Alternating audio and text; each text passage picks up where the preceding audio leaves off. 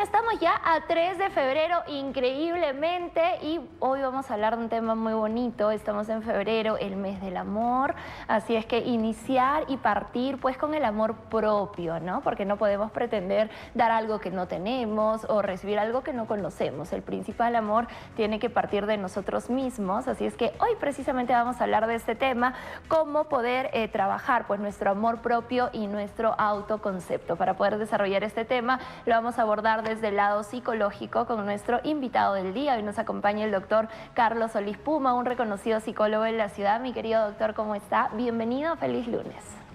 Carolita, buenos días, muchas gracias por la invitación y saludar también a toda la audiencia que nos sigue a través del otro lado de la pantalla. Así es, doctor, estamos ya en el mes del amor, ¿verdad? Y hoy hablar de este tema tan importante, el amor propio. ¿Qué es el amor propio, mi querido doctor? Bien, cuando hablamos del amor propio, nos estamos refiriendo a cómo nosotros nos queremos, a cómo nosotros nos valoramos, a cómo nos percibimos y la manera como nos tratamos a nosotros mismos, ¿no? Comúnmente llamamos el amor propio también a la autoestima, ¿no? El cómo yo me quiero, cómo yo me amo, cómo yo me doy ese trato a mí mismo. Entonces, en esa medida vamos a nosotros ir reafirmando nuestra identidad personal, nuestra autovaloración, ¿no? De quiénes somos, ¿no? Porque sabemos cuáles son nuestras cualidades, cuáles son nuestras virtudes y de esa manera también podernos relacionar con el entorno. Entonces eso es muy importante, ¿no? Y la autoestima no es algo pues que es algo permanente, ¿no? Como decir, ya yo sé que tengo buena autoestima y así va a ser toda la vida, no, porque el ser humano es un ser dinámico y estamos constantemente interactuando con las personas, estamos constantemente interactuando con el medio ambiente y pueden suceder muchas cosas. Entonces hay momentos en que pasamos por momentos difíciles, por situaciones difíciles, y esa autoestima, ese valor que tenemos de nosotros mismos, un poquito que baja, un poquito que se ve afectado. Entonces ahí es donde decimos de repente en ese momento, oye, no sé qué me pasa, pero me siento un poco, ¿no? Un poco con el ánimo bajo, me siento un poco triste, ¿no? Me siento agobiado, me siento cansado, agotado. Entonces puede ser que en ese momento estamos pasando por una baja autoestima y nuevamente tenemos que trabajar para nuevamente subir nuestra autoestima. Entonces es un trabajo diario y constante que la persona, el ser humano tiene que tener. Exacto, miren, es un trabajo de todos los días, es un trabajo que debemos de hacer con nosotros mismos para poder sentirnos bien, para sentirnos plenos. Nuestra autoestima va de la mano pues con ese autoconcepto, qué sé de mí, cuáles son, como siempre nos dicen, ¿no? Tus fortalezas, tus debilidades. Qué importante es conocernos, doctor, para valorarnos precisamente. A veces somos muy crueles con nosotros mismos, solo vemos lo malo, lo negativo, los errores, los desaciertos, etcétera, y no vemos todas las cualidades que tenemos.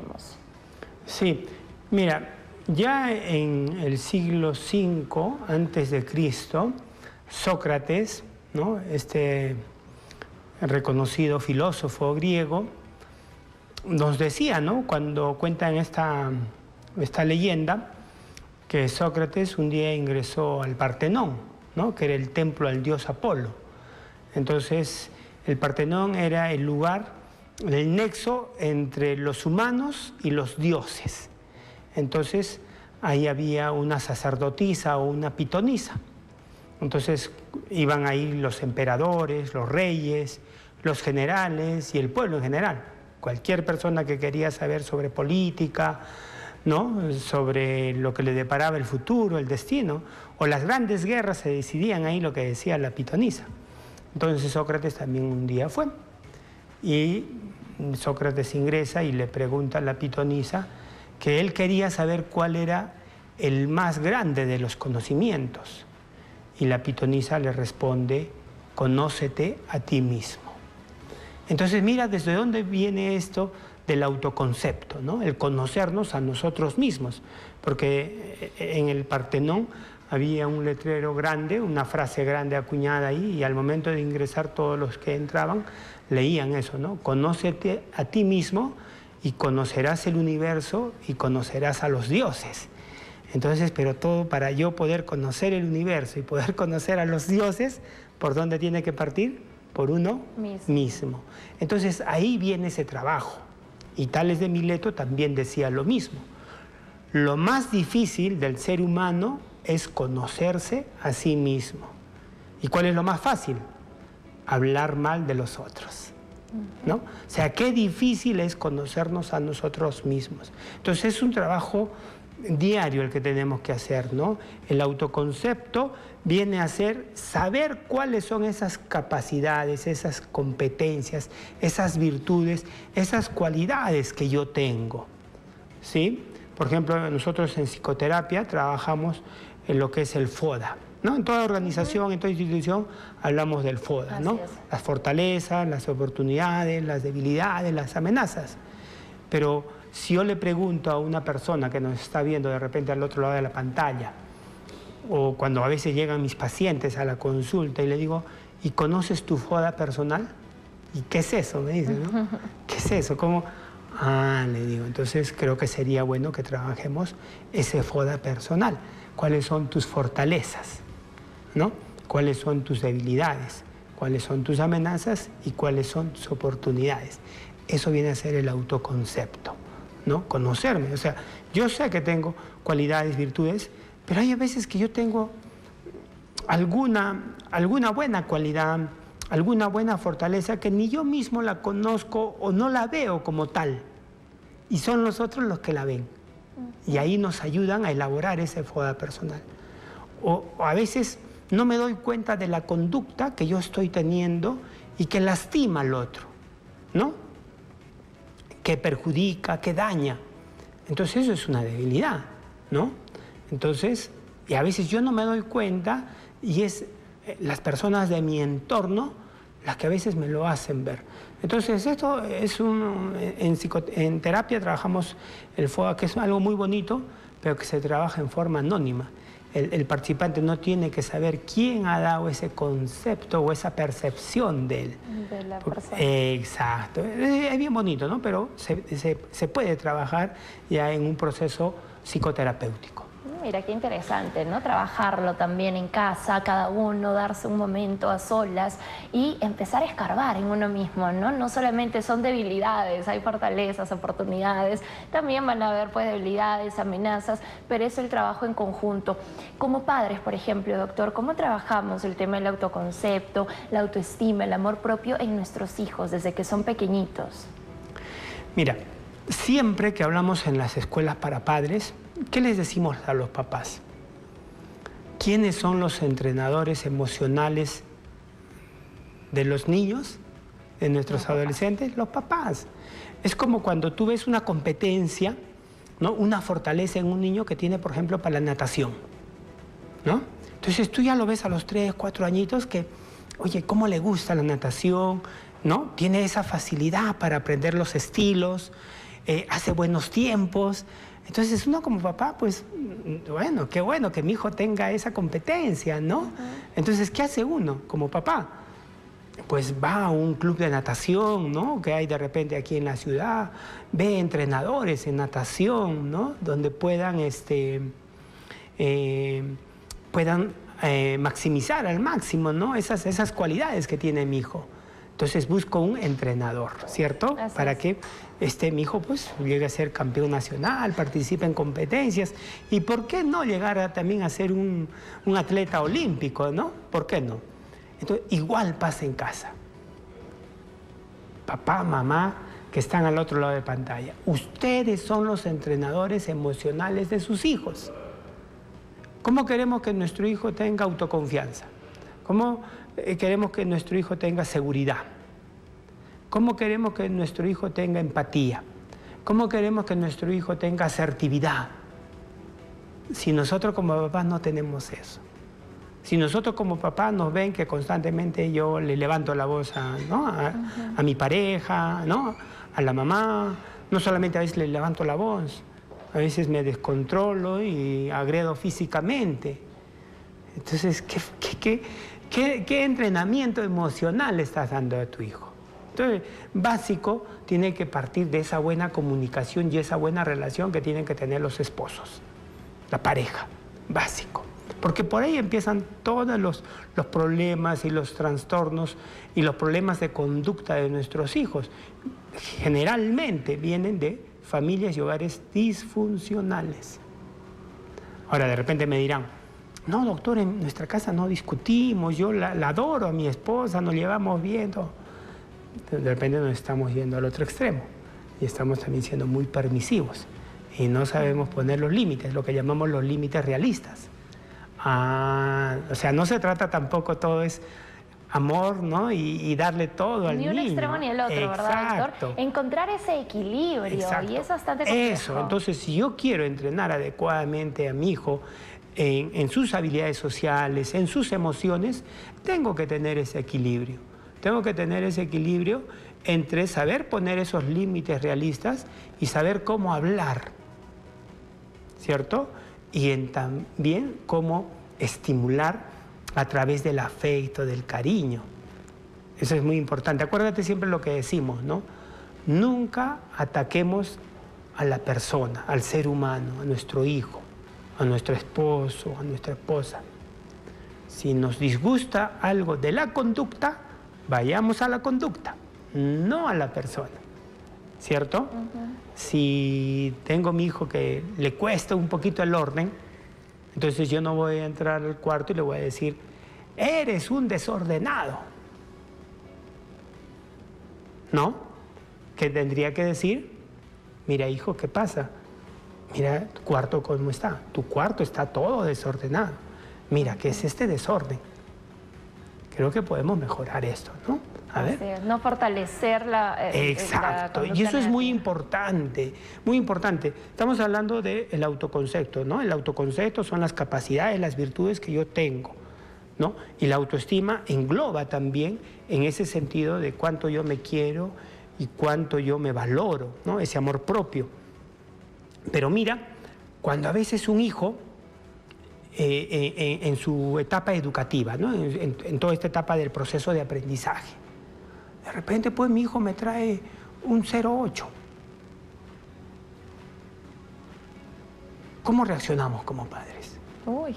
Hay padres que, yo que me sacrifico tanto, que tanto, ¿cómo me pagas de esta manera? Oye, ser padre no es ningún sacrificio, para empezar, ¿no es cierto? Sí, hay un trabajo, hay una dedicación, nadie lo niega, pero no es un sacrificio. O sea, no es algo que me agobie, no. Pero a veces nos expresamos así. O a veces peor todavía, adjetivamos a nuestro propio hijo. Eres un torpe, ¿cómo vas a sacar esta nota? O por no poner otras palabras más peyorativas, ¿no? Cuando de repente, ¿qué debería hacer un padre ahí para enseñar una empatía, una asertividad en su lenguaje? Si yo veo que mi hijo me saca un 8, yo igual me acerco a él. Igual lo abrazo, igual lo beso, igual le digo que lo amo. Y le digo, hijito, ¿qué pasó? ¿Estás teniendo de repente alguna dificultad en esta materia? ¿No? ¿No has comprendido bien? No, a ver, veo, ¿no? En el examen que me trae mi hijo. No, acá está. Entonces, ¿sabes qué? Vamos a reforzar.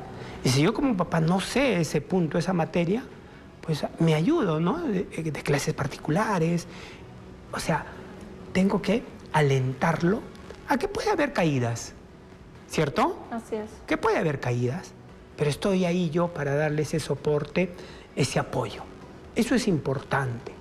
Eso es importante, que vea el hijo que él puede confiar en su mamá, en su papá, que son sus referentes, que son sus entrenadores emocionales. Pero si yo como papá le voy a gritar, le voy a faltar, lo voy a humillar, o de repente comparar también comparar, muchas veces, ¿no? Con su primo, con su hermano, terrible, ¿no? Aprovechando eso para los papás. Aprovecho y digo, lean el libro de Renato Cisneros, La distancia que nos separa. O sea, es justamente esa relación a veces difícil que a veces tenemos nosotros como hijos con nuestros padres, ¿no? Entonces, le recomiendo a los papás que puedan leer ese libro también. Perfecto, doctor. Miren, qué bonito tema. Hoy hablando de autoconocimiento, de valorarnos, de partir este mes de febrero con nuestro amor propio. Muchas veces creemos que nuestra felicidad depende de alguien más, ¿no, doctor? Depende de una pareja o depende de tal o cual situación. Y es que tenemos que empezar a querernos, valorarnos y entender de que nosotros mismos pues somos ese principal motivo para ser felices, para crecer día a día, para poder cumplir nuestras metas y objetivos. Mi querido doctor, recomendaciones finales. Sí, este reconocido psicoterapeuta canadiense, Nathaniel Branden, nos dice que justamente para fortalecer la autoestima tiene que haber autoconocimiento, ¿sí? El autoconocimiento, la autopercepción, y en eso tenemos que trabajar día a día. Y mira, o sea, esto viene ya, data de antiquísimos años, ¿no? Estamos hablando siglo V a.C., desde los filósofos griegos. También tiene que ver mucho la asertividad, cómo yo empleo un lenguaje asertivo, reconociendo mis emociones, mis sentimientos, pero respetando también los sentimientos y las emociones del otro. Ese es el lenguaje asertivo, y en eso también tenemos que trabajar. Pero también tiene que ver la integridad, ¿no? Lo que tú dices, ¿no? Y siempre decimos, ¿no? Tenemos esta idea de que todos hemos venido a este mundo ¿a qué? A ser felices, ¿no? Todos decimos, ¿no? Hemos venido a este mundo a ser felices. Está bien, pero creo que dentro de esa visión de integridad, como seres humanos, creo que tenemos que entender que hemos venido a este mundo a amar, a dar amor. O sea, no nos quedemos en que somos felices, ¿no? Sí. Y yo creo que también tenemos que trascender un poco y ayudar en esa autoestima sana, positiva, que no es solamente quererme a mí mismo, está bien, yo me quiero a mí mismo, pero también quiero a la humanidad. Así es. Quiero Parte de a mi uno entorno. mismo, pero tiene que expandir. ¿Y de qué manera ayudo? O sea, yo me pongo a analizar y digo, ¿cuánto tendríamos que trabajar, por ejemplo, con nuestros políticos, ¿no? Que solamente se preocupan, entre comillas, de ser felices ellos, pero no se preocupan de todo el bien de la comunidad, de nuestro entorno. Vemos este Congreso, por ejemplo, cómo legisla en favor de ellos mismos o de sus intereses de grupos partidarios y no en favor de la comunidad, no de nosotros mismos, de todos nosotros que los hemos elegido a ellos.